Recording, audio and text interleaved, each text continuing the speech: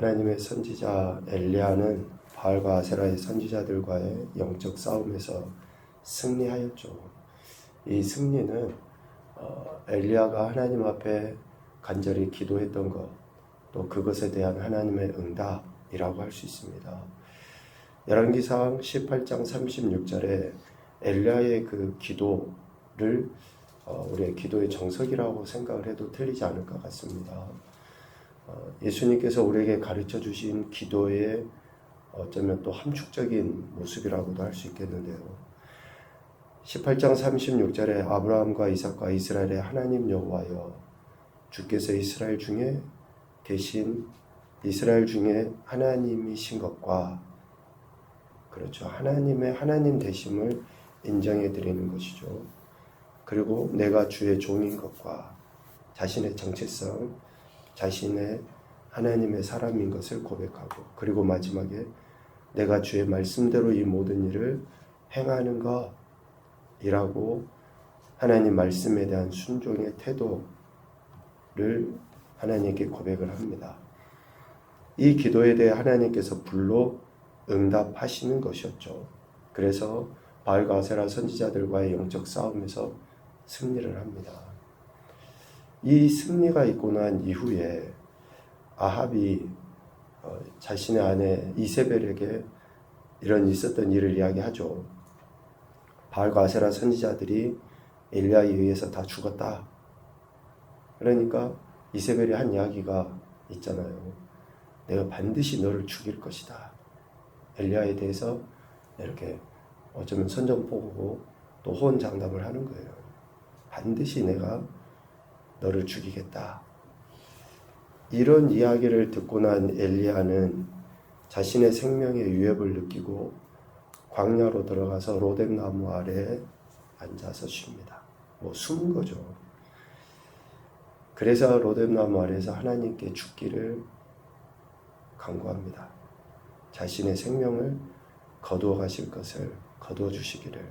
19장 3절 4절. 이러한 일련의 일들을 보면서 좀 그런 생각이 들죠. 우리가 영적으로 은혜를 받을 수 있어요. 또 승리할 수 있습니다. 그런데 그 한순간의 불안과 그런 절망이 우리를 넘어뜨리려 한다라는 것이죠. 바알과 아세라 선지자들과의 그 싸움에서 승리하고 우상을 섬기는 그들을 잡아 죽여버렸던 그 엘리야가 이세벨의 그 한마디에 이런 절망적인 상황에 놓이게 되었다. 그래서 지금 엘리야가 로뎀나무 아래에 앉아서 죽기를 구하고 있는데, 그 로뎀나무가 있는 곳은 북이스라엘 땅이라기보다는 남유다의 경계에 가까운, 경계에 있는 브엘세바 쪽이거든요. 그러니까 정말 뒤도 안 돌아보고 자신의 생명을 죽이려 하는 이세벨을 피해서 그렇게 어쩌면 도망친 거죠. 브엘세바에 있는 그 로뎀나무에까지 가서 거기에서 하나님께 죽기를 구하고 있는 엘리야의 모습을 보게 됩니다. 그러니까 누가 하나 내가 이만큼 믿음이면 됐지, 또 내가 이런 일을 했지 자랑할 수도 없어요. 내가 우리 인간이 한 것이 얼마나 대단하겠습니까? 엘리야가 이런 엄청난 능력을 나타내 보였음에도, 하나님에 의해서 능력이 나타나 보였음에도 불구하고 영적인 불안과 절망에 빠지니까 죽기를 구하는, 인간적인 생각으로 한번 해보십시오. 자식이 부모 앞에서 아이고 나 죽고 싶어요, 나 좀 죽여줘요, 이런 말을 했다고 한번 생각을 해보세요. 얼마나 그 부모 마음이 아프고 힘들겠습니까? 그런데 지금 엘리야가 딱 그 모양 아닙니까? 우리 인간의 연약한 모습을 보게 되죠. 이러한 엘리야에게 하나님께서는 천사를 통해 그에게 숯불에 구운 떡과 한 병 물을 주셔서 먹고 마시게 합니다. 엘리야에게 천사를 보내서 그렇게 하죠. 그런데 그렇게 하신 이유가 있어요. 19장 7절에 보면 19장 7절에 하나님이 그냥 아이고 저거 짠하니까 그래 네가 얼마나 힘들었냐 그래서 떡과 물을 먹게 하신 게 아니에요.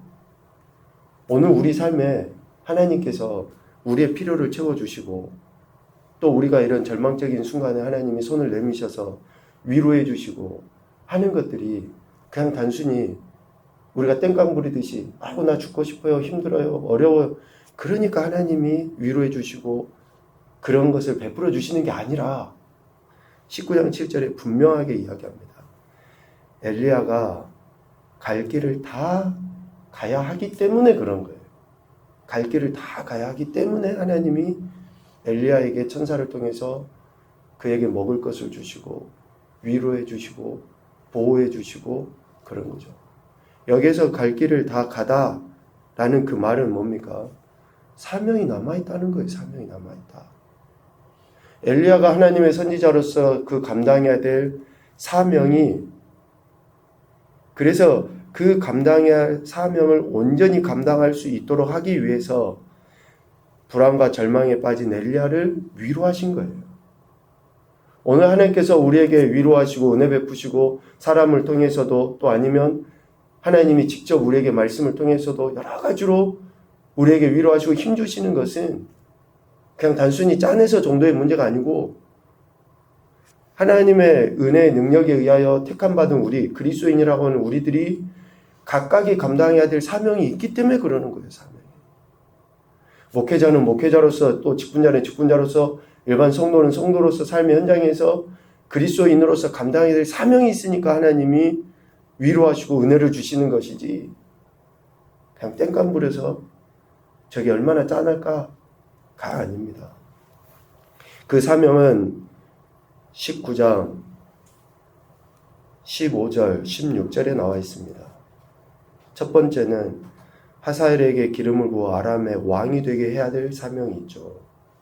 그리고 두 번째는 님시 아들 예후에게 기름을 부어 이스라엘의 왕이 되게 할 사명이 있어요. 셋째, 아벨 무올라의 그 사밧의 아들 엘리사에게 기름을 부어 선지자가 되게 하는 거예요. 엘리사에게. 그러니까 이런 사명이 있으니까 하나님이 엘리야를 위로하신 것이죠.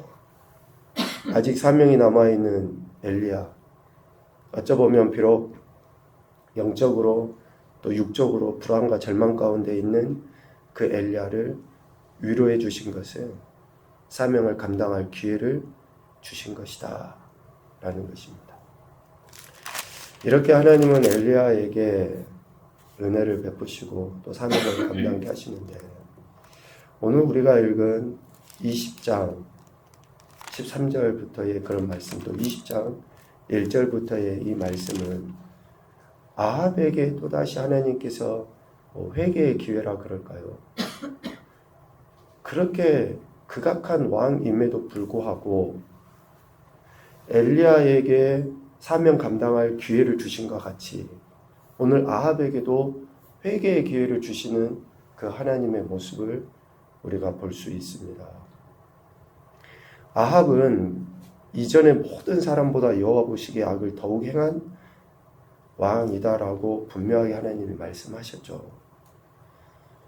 그래서 그 결과의 모습들이 사마리아 땅에 극심한 기근도 있었고 또 오늘 본문에 보면 전쟁도 일어나게 돼요. 전쟁. 20장 1절에 보면 아람의 벤 하닷 왕이 그의 군대를 다 모아서 왕 32명과 함께 여기서 왕 32명은 아람의 베나닷이 다스리는 그 지역의 소수 부족장이라고 보셔도 됩니다. 그 사람들과 함께 사마리아를 에워싸고 그것을 쳤다라고 20장 1절에 이야기를 하거든요. 그래서 벤하닷이 지금 아합에게 요구했던 게 뭡니까? 20장 3절이나 또 5절 이런 데 보면은 내 은금 아내들, 자녀들, 아름다운 거 전부 다 자신의 것이다 라고 베나닷이 아합에게 이야기하는 거예요. 사신들을 보내서 그렇게 이야기를 합니다. 내가 이미 내게 사람을 보내 말하기를 5절에 너는 내 은금과 아내들과 자녀들을 내게 넘기라 라고 이렇게 이야기를 하죠.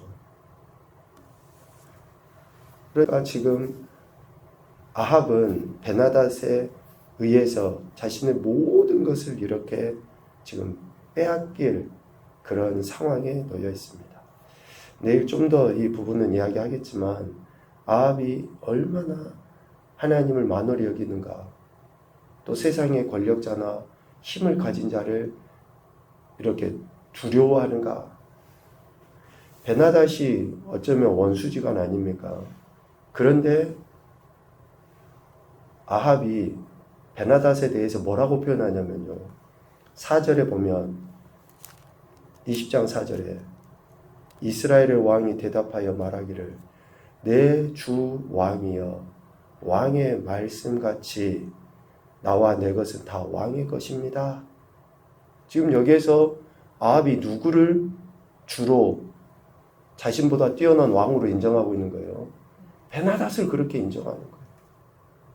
철저하게 하나님이 아닌 사람을 의식하는 그 아합의 어리석은 행태를 보이고 있는 거죠. 이러한 지경에 있는 아합임에도 불구하고 그래서 이제 그 전쟁이 일어나려 하는 거죠. 그런 상황입니다.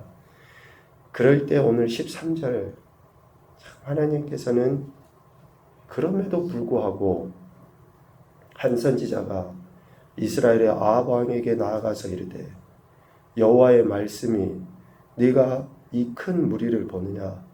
지금 베나닷과 그 무리들을 본다 이야기죠. 보느냐.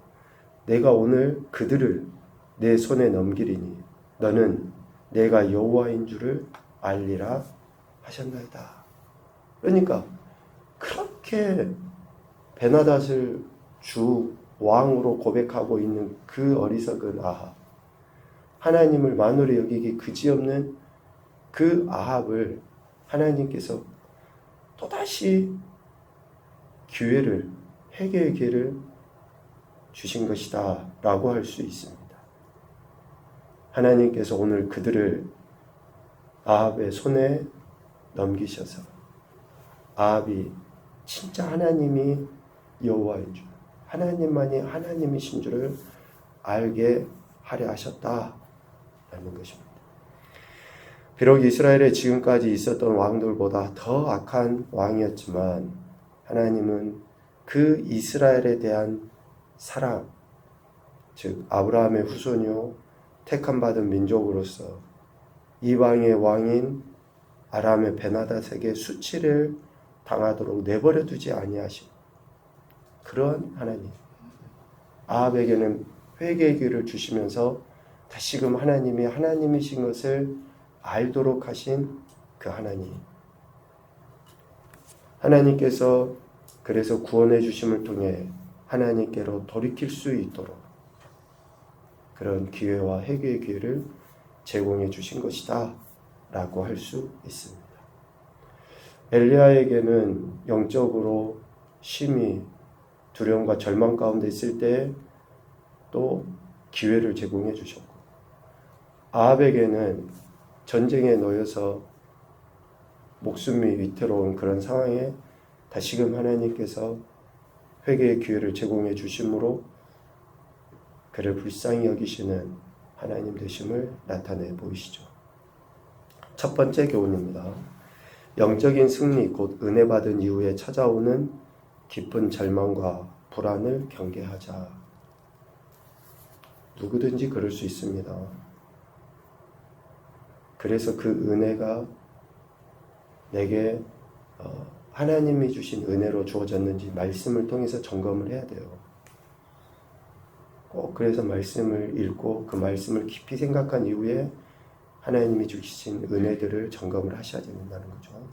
두 번째는 사명자에 대한 하나님의 인도와 보호, 위로하심이 있음을 확신하자. 저와 여러분에 대한 하나님의 인도와 보호, 위로하심이 반드시 있습니다. 우리를 그리스도인으로 세우셨고 그리스도의 일꾼으로 삼으셨기 때문에 그렇습니다. 세 번째는 택하신 백성이 수치당하지 않도록 하시는 하나님의 역사하심을 기대하자. 그래서 우리가 하나님 말씀에 귀를 기울여 듣고 순종하려 할 때에 하나님께서는 우리가 순종하려 하는 것보다 더 큰 은혜와 능력을 경험케 하시는 거예요. 수치를 당하지 않도록 하시기 위해서. 마지막 한 가지 더 보죠. 오늘 20장 16절부터 18절까지 말씀의 근거에서 세상적 욕망과 쾌락에 취해 영적 분별력을 상실하지 않도록 하자.